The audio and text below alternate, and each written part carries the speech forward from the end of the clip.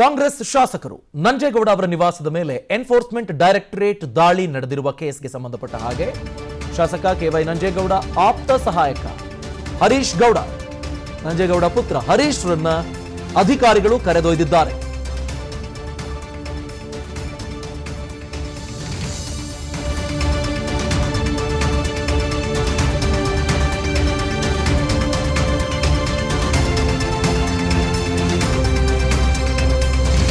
ಶಾಸಕ ಕೆವೈ ನಂಜೇಗೌಡ ನಿವಾಸ, ಸಹೋದರರ ಆಸ್ತಿ, ಸಂಬಂಧಿಕರ ನಿವಾಸ, ಬೇರೆ ಬೇರೆ ಕಡೆಗಳಲ್ಲಿ ಅಧಿಕಾರಿಗಳ ಶೋಧ ಮುಂದುವರಿತಾ ಇದೆ. ಕೊಚ್ಚಿ ಮೂಲ್ ಕಚೇರಿ, Kolar Chikkaballapura milk union limited ಅದು ಕ್ರಷರ್, ಇವುಗಳಲ್ಲಿ ಈಗ ಇಡಿ ಅಧಿಕಾರಿಗಳು ಶೋಧವನ್ನು ನಡೆಸುತ್ತಿದ್ದಾರೆ. ಕಾರ್ಯಕರ್ತರು ಜಮಾವಣೆಗೊಂಡಿದ್ದಾರೆ ನಂಜೇಗೌಡರ ಮನೆ ಎದುರುಗಡೆ.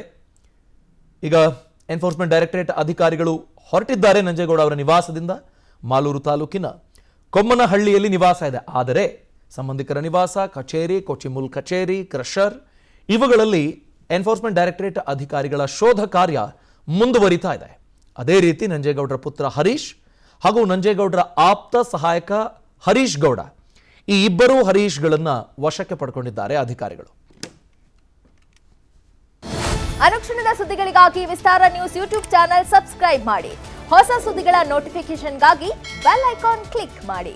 ಲೇಟೆಸ್ಟ್ ಅಪ್ಡೇಟ್ಸ್ಗಾಗಿ www.vistaranews.com ವೆಬ್ಸೈಟ್ಗೆ ವಿಸಿಟ್ ಮಾಡಿ. ಅಂಗೈಯಲ್ಲೇ ಜಗತ್ತಿನ ಸುದ್ದಿ ತಿಳಿಯಲು ವಿಸ್ತಾರ ನ್ಯೂಸ್ ಕನ್ನಡ ಆಪ್ ಡೌನ್ಲೋಡ್ ಮಾಡಿ.